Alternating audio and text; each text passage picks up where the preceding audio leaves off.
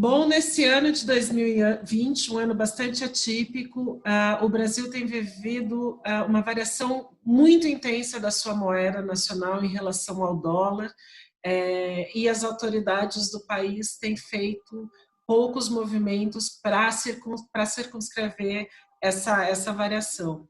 Meu nome é Fernanda Faio, eu sou economista, sou pesquisadora do grupo de pesquisa em financiarização e desenvolvimento, e eu estou aqui com Maurício Vaz, professor da Universidade Federal do Rio Grande do Sul, e com Adriano Vilela, professor da Universidade Federal Fluminense, e a gente vai falar um pouquinho rapidamente sobre isso. Maurício, tudo bem? Tudo jóia, Fernanda? Tudo bem. Eu queria saber, Maurício, primeiro... Oi, Adriano, tudo bem? Olá, tudo bem? Eu queria saber, vou perguntar primeiro, Maurício, por que o real é a moeda que mais está oscilando em relação ao dólar no mundo? Por que as outras moedas têm oscilado, mas não tanto? Bom, então, nesse ano, de 2020, o real ele tem tido uma desvalorização em torno de 26% e é seguido pela África do Sul, com uma queda de 20%, e o México de 16%. Se a gente fosse analisar em termos de vulnerabilidade externa, não era para o Brasil estar sendo assim tão afetado. Nós temos umas reservas superiores à dívida externa, depois o Adriano vai falar sobre as reservas, né? E, ao mesmo tempo, a gente está tendo uma melhora na conta de transações correntes. Porque as nossas exportações, elas são pouco sensíveis à renda do resto do mundo, já as importações, elas são mais sensíveis à queda da nossa renda doméstica. Então, o que a gente está observando? Uma melhora na conta de transações corrente neste ano, inclusive temos 2 meses seguidos de resultado positivo. De outro lado, na conta financeira, a gente já está observando dados bem ruins. Em termos de investimento externo direto, nós tivemos o pior mês de abril dos últimos 25 anos. E em termos de portfólio, está acumulado a quase 32 bilhões negativos esse ano. Bom, então a gente poderia pensar que a explicação da moeda brasileira está tendo esse comportamento tão negativo decorre dessa expectativa ruim em relação à economia brasileira, está até superando esses aspectos positivos em termos de transações correntes. Isso até explica, em parte, o movimento do real, mas não consegue explicar toda a dinâmica de volatilidade. Se a gente for pegar aqui essas 3 principais moedas que desvalorizaram esse ano, são as mesmas moedas que tiveram a maior apreciação agora no mês de maio. E não teve uma notícia boa, positiva, para justificar essa melhora do real, que é das 3 que mais se valorizou. Bom, então, para a gente entender um pouco mais essa dinâmica, tem que ter entendimento que as moedas dos países emergentes, elas são utilizadas como um ativo de risco para os grandes players internacionais. Então, no momento de maior otimismo, esses investidores, eles têm que colocar um peso maior das moedas dos países emergentes em suas carteiras. Aí, quando acontece um momento de crise, de reversão das expectativas, como acontecendo agora nesse ano, há uma tendência de se desfazê-las. Bom, mas então ainda assim, por que o real se tende a ter essa volatilidade maior? Tanto sobe mais quanto cai mais. Dá para explicar basicamente por 2 principais fatores. O Brasil passou por um processo de abertura financeira bem intenso, que vem desde os anos 90 e se manteve durante os anos 2000, com um pequeno intervalo ali entre 2011 e 2013. E outro aspecto bem importante é que o mercado de capitais, o mercado financeiro brasileiro, em termos de países emergentes, ele apresenta uma grande profundidade e liquidez. Então, quando um agente internacional ele quer aplicar no país emergente, ele encontra diversas oportunidades aqui no Brasil. Só que, ao mesmo tempo, em momentos de reversão, aqui é um lugar mais fácil de se fazer as reversões das posições. Agora, o que acontece em maio é como os papéis têm tantas oportunidades, já que se desvalorizaram bastante, acaba tendo uma possibilidade de ganho rápido de curto prazo e explicaria mais ou menos a recuperação real nesse mês de maio agora. Recuperação ainda que não total, né? Não, porque a queda tinha sido mais ou menos em torno de 35%, né? Aí, como teve um aumento agora de 8% em maio, ainda assim é o pior desempenho dos países emergentes. Bom, Adriano, o Brasil tem um colchão de liquidez muito alto, que são as reservas internacionais, que estão em volta de 340 bilhões de dólares. Qual que é o papel dessas reservas nesse movimento e nesse ambiente de grande saída de capital?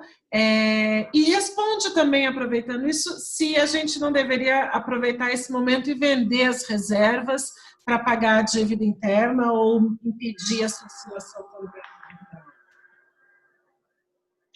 Bom, então, em um país que utiliza um regime de câmbio flutuante, como é o caso do Brasil, né, a principal função das reservas é de suavizar esses movimentos do câmbio, né? Então, de dar maior estabilidade ao mercado cambial. Tá? Então, quando você tem, quando em um país que não tem um câmbio fixo, como é o Brasil, né, você não tem que defender uma taxa específica. O dólar não tem que estar 5, 5,50, 4, mas, ao mesmo tempo, o Banco Central ele não pode deixar que o dólar tenha, ou qualquer outra moeda, que tenha grandes variações em um período muito curto, porque isso traz instabilidades para a economia, né? Então, como agora no período recente o dólar está tendo uma desvalorização muito grande, o Banco Central ele intervém no mercado vendendo dólares, né, vendendo as nossas reservas, de forma que esse movimento se suavize, né, e você dê um pouco mais de estabilidade no mercado. Tá? Então, essa desvalorização tão grande que aconteceu nos últimos meses, ela certamente teria sido bem maior se o Banco Central não tivesse utilizado essas reservas. Tá? A gente certamente estaria falando aí de uma taxa acima de R$7. Tá? Então, desde do fim de janeiro, que foi quando os efeitos da pandemia começaram a ser sentidos sobre os mercados financeiros, tá? O Brasil ele utilizou coisa de 13 bilhões de reservas, tá?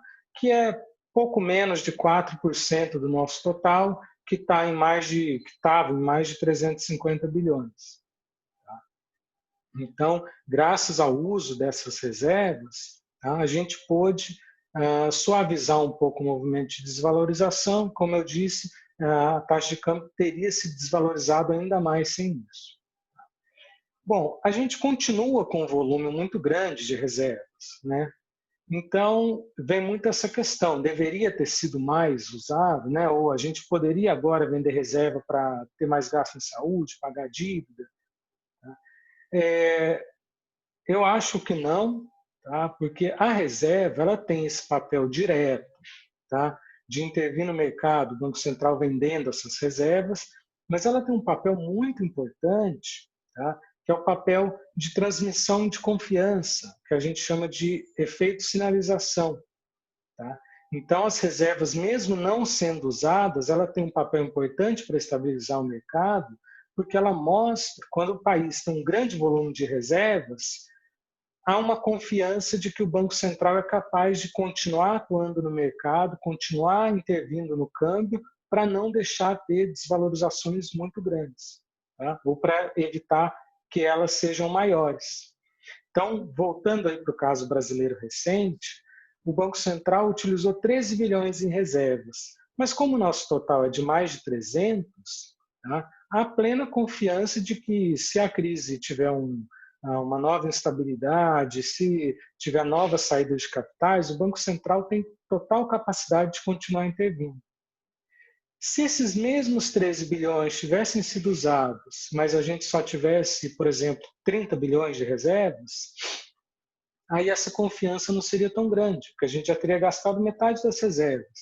Então não haveria a confiança de que o Banco Central teria ainda a capacidade de intervir no mercado. Tá? Então, esse volume, né? Então, o que estabiliza o câmbio não é simplesmente o que não deixou o câmbio se desvalorizar ainda mais, não foram simplesmente os 13 bilhões gastos. Mas foram principalmente os 300 bilhões que nós ainda temos e que, se for o caso, a gente vai gastar. Tá? Então, esse efeito de sinalização é importante. Aí, por isso que a gente não pode ou não deve, não seria recomendável utilizar a reserva para outros fins, tá? Porque é importante ter esse grande volume de reservas, tá? E em momentos de grande instabilidade, como é o atual, a reserva tem que ser usada para o seu fim principal, que é estabilizar o mercado de câmbio. Então, tudo é uma questão de confiança.